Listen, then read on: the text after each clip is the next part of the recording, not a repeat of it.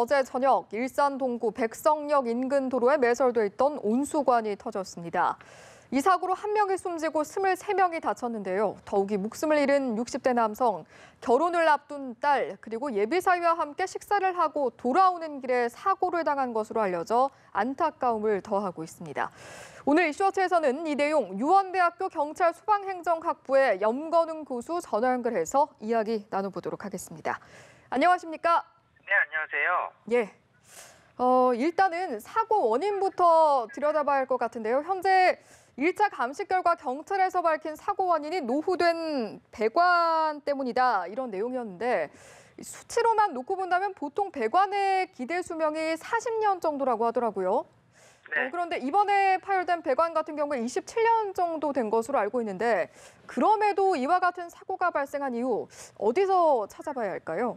네, 일단 경찰에서 밝혔듯이 예. 이 사고 원인은 노후된 배관이 파손됐고 그 파손 부위에서 이 수증기와 또 열이 발생하는 그런 상황이 어제 사고 원인이라고 볼 수가 있는데요. 예. 이 지금 배관 같은 경우에 어제 사실 날씨가 굉장히 추웠었잖아요, 저녁 때. 그렇죠. 예. 사고 발생 시간이 저녁 한 8시 40분경인데 예. 급격히 난방 수요가 증가했을 것이고 네. 또 이 배관의 압력이 굉장히 증가했었던 그런 상황으로 예상을 해볼 수가 있어요. 예. 다만 이것이 배관이 정상적인 상태의 배관이었으면 그렇게 압력이 많이 증가한다라고 해도 충분히 감당을 할 수가 있는데 예. 이 어제 문제가 됐던 그 배관은 지하 2.5m 깊이에 매설돼 있는 배관으로서 두께가 85cm 정도가 돼요. 그렇기 예. 때문에 두께가 작지 않은 두께인데도 불구하고 네. 이 파손된 부위가 어제 감식 결과에 의하면 한 40cm 정도가 파손돼 있었다라고 지금 결과가 나와 있는데 예. 결국은 이 노후 배관이 이 기대 수명이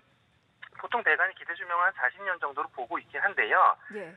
주변의 뭐 습도라든지 환경에 따라서 이 조기에 파손될 가능성이 있다라는 거죠. 그렇기 때문에 말 그대로 기대 수명인 거거든요. 예. 그래서 기대할 수 있는 우리가 버틸 수 있는 그런 한계를 얘기하는 거지 이것이 문제가 된 부분을 우리가 똑바로 점검하지 않으면 이런 이제 사고가 발생할 수 있다라는 것을 보여준 사례였습니다. 알겠습니다.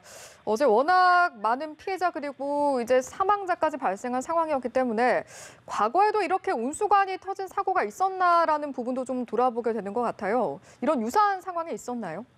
네, 어제 그 백석동 같은 경우는 그게 1991년에 시공된 것으로서 한 27년 정도 연한이 된 것이고요. 예. 최근에 지난 3월에 분당에서도 온수관 파손 사고가 있었는데 예. 거기도 20년 넘은 배관이 문제가 됐던 경우가 있고요.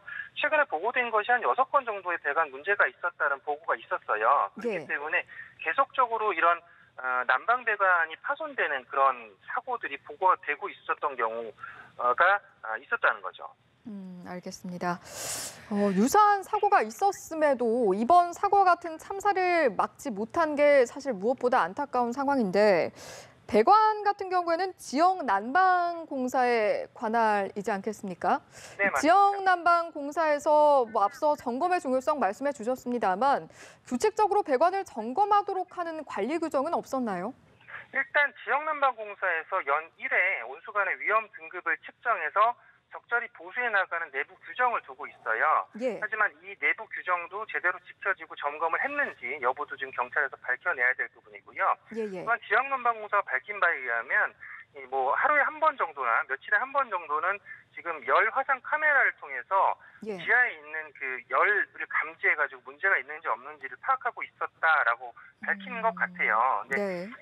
이 지금 파열된 부위가 아까 말씀드렸듯이 한 40cm 정도가 파열됐다라고 봤을 때는 예. 이 부분이 관리 감독이 제대로 되지 않았다라는 내용을 좀 보여주는 거일 수도 있거든요. 예. 그렇기 때문에 지금 이 관리 감독의 문제점이 분명히 있었을 것이다라고 경찰은 지금 보고 있는 거죠. 관리 감독의 문제점이 있을 것이다라는 부분 짚어주셨고요.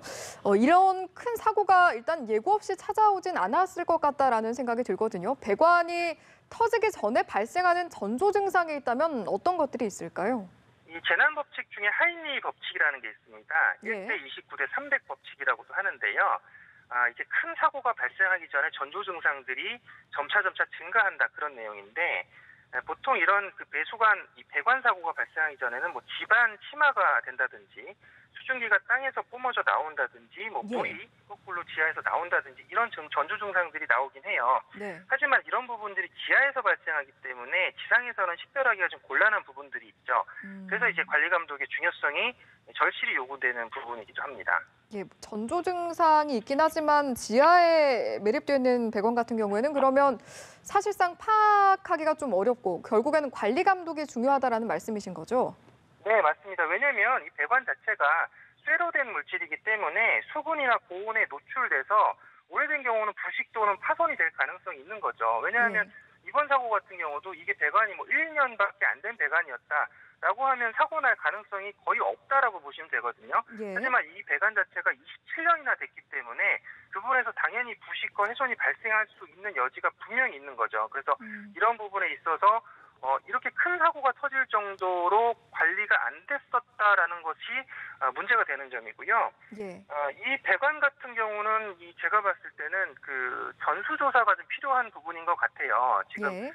결과적으로 봤을 때는 그때 땜질식으로 배관들을 교체를 하는 방식인데 예. 이 배관들이 지금 사실 여기 지금 신도시 지역 이쪽인데도 불구하고 27년 연한이면 서울권 같은 경우는 지역 난방이 더 오래된 지역들이 있거든요. 아파트 예. 자체도 한 30년 된 아파트들이 있고 예. 그런 것들은 배관도 마찬가지로 한 30년, 40년 가까이 된 그런 배관들이라고 봐야 돼요. 예. 그렇기 때문에 이런 배관들은 오히려 이렇게 파손되고 사고가 발생할 여지가 오히려 높다라고 봐야 되기 때문에 예. 그래서 이런 부분을 지역 난방을 하는 이런 그 수온 높은 수온을 갖고 있는 그런 배관들에 대해서는 정부에서 전수조사를 해서 안전 점검을 종합적으로 시행할 필요성이 있다라고 보고 있습니다. 알겠습니다. 전수조사가 필요한 상황이다라는 부분 짚어주셨고요. 일단은 다시는 이런 사고가 일어나지 않도록 예방을 하는 게 중요할 것 같아요. 앞서 감독의 중요성 여러 번 짚어주셨지만 그 밖에 정부나 지역난방공사에서 유념해야 할 사항이 있다면 어떤 것들이 있을까요?